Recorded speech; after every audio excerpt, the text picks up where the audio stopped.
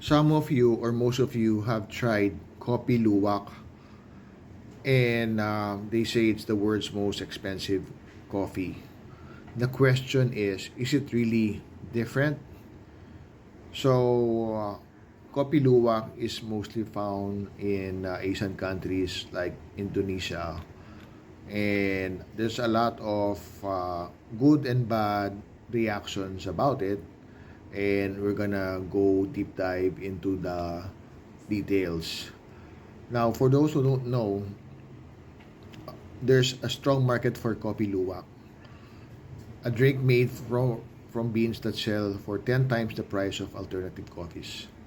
So strong, in fact, that recent research on what makes it so special estimated the global revenue will reach 11 billion US dollars by year 2032.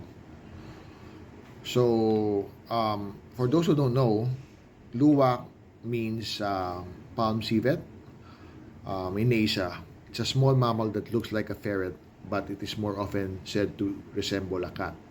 So they are normally found in the forest, and they eat a lot of fruits.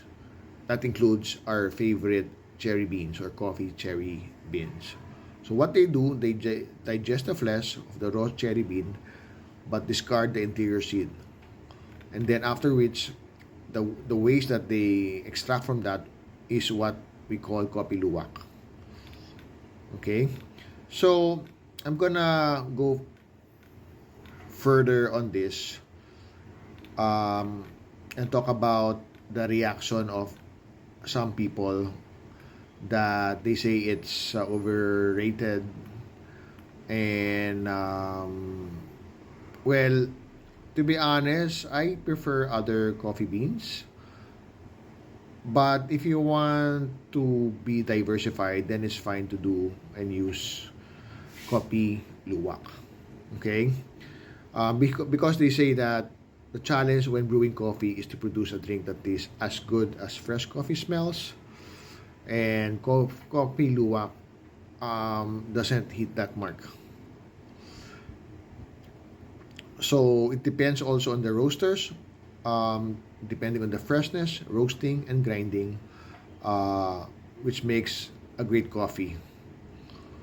So what do you say about coffee luwak for those who have tried it? Is it really a premium coffee or an overrated one?